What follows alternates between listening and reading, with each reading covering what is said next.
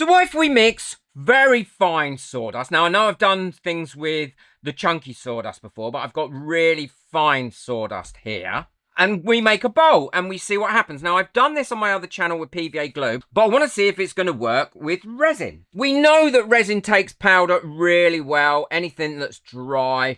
So there's no reason it shouldn't work. My only concern is it might stick to this Amazon basic bowl that I've got here. Their basic stuff is really good and great for crafting. So what I'm going to do, rather than use a mold release spray on this, I'm going to give it a really good coating of petroleum jelly or Vaseline. That should help dramatically prevent this from sticking. The only thing is, with Vaseline, it does tend to leave streaky marks in it, and that will be picked up by the resin, and I don't want that to happen. So I'm going to do something with it afterwards, try and get rid of those. Now, I've got a little chip out of that bowl, so that's going to definitely transfer. So what I'm now going to do is go over that with warm air and melt that petroleum jelly a little bit to get rid of any fingerprints and marks that might be on there. So that's nice and warmed up now. What I should have done is this bit before. I'm going to be using a strip of silicone here, and I'm going to be working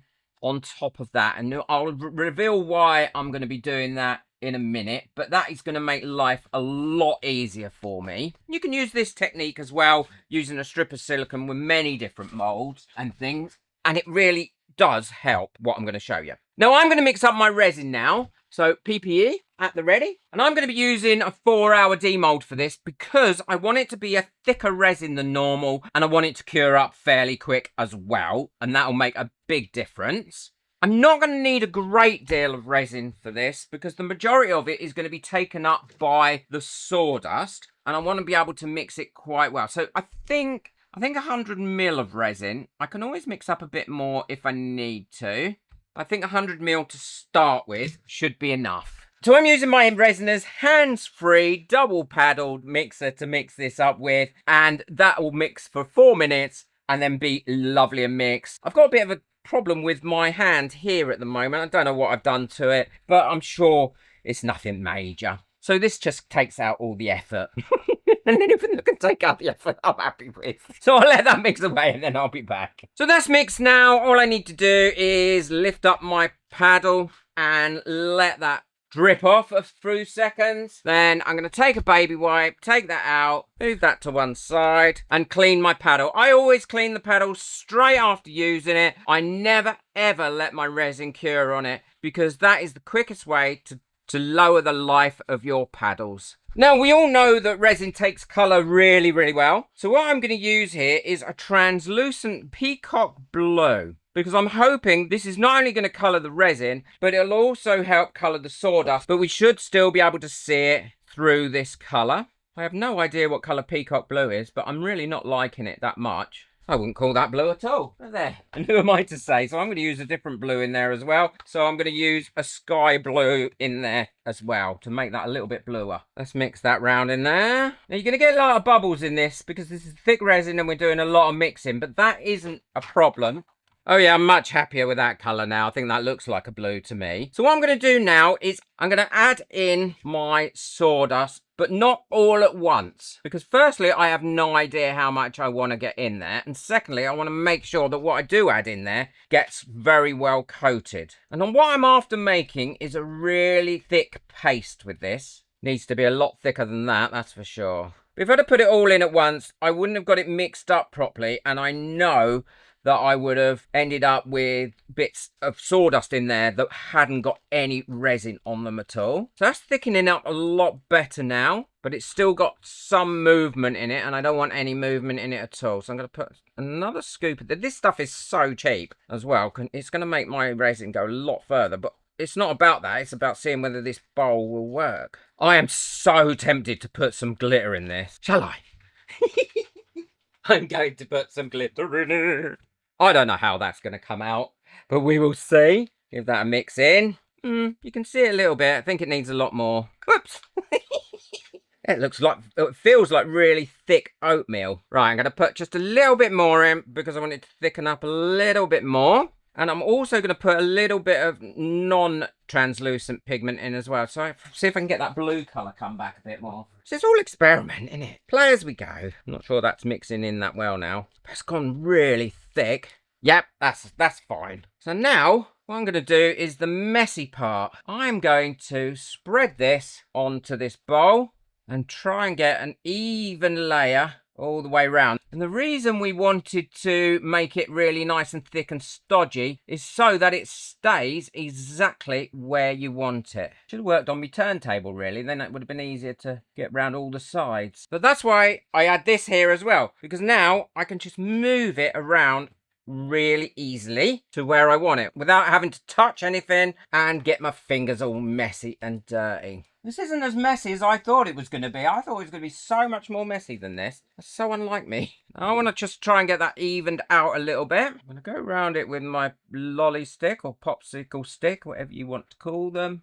and smooth that out as much as I can. Well, now that's on there, I'm not sure I can smooth that off anymore, but what I'm going to do is pop it in my degasser and see if that will compact it up a little bit more. So I'm going to pop that on for about 10 minutes. Now, this isn't what the degasser is designed for in any way, shape or form, but we'll see if it does anything. But I'm hoping it's going to draw out any bubbles that are in it as it's a vacuum in there and really make it compressed and also help smooth it out a little bit. Well, that was definitely a mistake. It's turned into a monster. So what I'm going to have to do is take that out. But I wanted to show you what happened because if not, someone else might have tried it and been really, really shocked. So that has turned into a dreadful monster. So I'm going to have to take this out, clean it, and then reapply this onto it. Oh dear. It didn't work how I thought it would work. That is for sure. But we live and learn. Oh, but it has, I tell you what it has done, even though it was messy. What was I saying earlier about it not being as messy as I thought it would be? Well, I was wrong. What it has done is it has really released quite a lot of bubbles out of this. I should have put it in a bowl, done that first, and then put it on the top and over this bowl. Right, what I'm going to do is clean this bowl up a little bit as well to prevent any unwanted resin stragglers that are going to be about. But that has wiped off the petroleum jelly, but we'll have to live with that and hopefully it'll come off. I do these things so you don't have to. But if you want to, give it a go. I'd love to know. Right, so that's that much cleaner. And now everywhere is just messy. Let's put that on there. Put that bit there. I can definitely see some of them blue bits of glitter or whatever colour it was I put in there, sparkling in there. So I think once it's finished, it will have a sparkle to it. So now that's on there, I might sprinkle a bit more glitter over the top of that. And that glitter will stick into it. Even though I can see some of the glitter that is on there that I'd already put in, this will make it very sparkly. Oh look, I can still turn it round without making too much more mess. And now what I'm going to do is leave that to cure up and we'll see what happens. I can't wait to see what happens. And then I'm going to clear up all the mess that I've made as well. So I thought I'd mix up another one and try it on the inside of the bowl, but this time without adding any colour. But what I have added is some glitter to it, only a little bit. And we can see how well this one comes out. And I've added a lot of mould release to this one as well. Again, to see if it will release. If it doesn't, then all I've got is a bowl with a resin inside.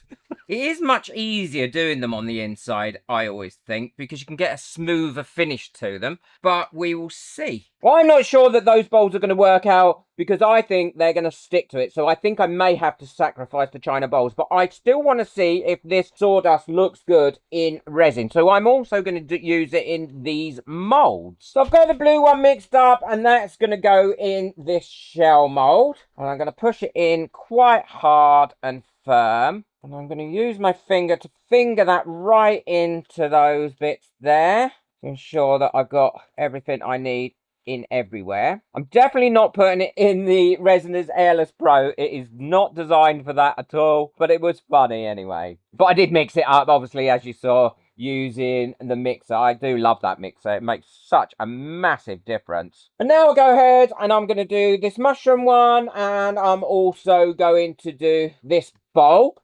and then we can have a look at them all at the end. Well, these have all cured, and I do think these are going to be a disaster, and I will be getting into trouble because I'll have used up 2 bowls. Mind you, couldn't use them again afterwards anyway, not once they've had resin in them. But I can't seem to get them out, but we'll have a look at those in a minute. Let's take a look at these. The colour has definitely coloured that so well. I think that's come out lovely. Oh, and actually, that does need tidying up a little bit. Just where I've over poured it. But that little bowl has come out really, really well. And the details of it's taken on. There's a couple of air bubbles I should have squeezed out. But actually I don't mind that because it's wood inside and it gives it a more of a textured finish. So that's a success, definitely. And that's the natural colour of the sawdust. It's like an MDF bowl, really, isn't it? You could paint that and do all sorts with it. This one I used some of the blue that was left over and some of the natural coloured sawdust. And again, I like the way that that's come out. Look how glossy that is. That pure glossy is just so incredible. It's amazing. Not so many bubbles in that one because I was a lot more careful in pushing it and squeezing it. But yeah, I like that. I really like the way that that's come out. So let's look at the shell. Again, look at the gloss on that. And that's come out, I think that's come out lovely, actually. I think that's my favourite one. And the colour blue, using the Tea Expert colours in there, have come out well. And that all came off my hands, by the way, which is great news. I'll definitely be using that method again for this sort of thing, but not for this. I mean, I'm never going to get this off, but I'm really curious to see what it would have looked like. It feels quite rough as well here, so I would have to sand that down. Well, it's time to get my little baby hammer out. These bowls are definitely not going to go anywhere now. I'm not suggesting for 1 minute you go ahead and do this, because I think you'd probably go through too many bowls. Yeah, but even so, that's still not coming out. I mean, it's lovely and smooth, the bit that has come off. No, that is not coming off there. I'm not going to chuck these bits away, by the way. I will use them in resin or something. I'll just sweep them up and use them. So let's see if we can get it off this one that's on the outside. And see if that makes a difference. Oh, that's come off well. Covering it in Vaseline has made no difference whatsoever. Well, it has come off there, but it didn't make much of a difference at all. They're not going to ever come off. Well, this one, once you do tap it, then that Vaseline has helped it to get off. Right, so let's tidy them up. And I will clear this up. So I've got all my bits saved and I will use those in something, in a project. There's absolutely no doubt about it. I never throw anything away. Overall, as a result, yeah, I don't think it's too bad. I think it's come out nice. I really like the way the natural colour has come out, and I like the way the extra, where I've added the blue in it, has come out. Let me know what you think in the comments below. If you don't try these things, then, then we're never going to know. And I do this so you don't have to. That's pretty. Well, I hope you've enjoyed this. Check out the video I've got coming up next if you want to learn how to use UV resin effectively. Boot that like button, hit that subscribe button, but most of all, enjoy your resin. Take care. Bye.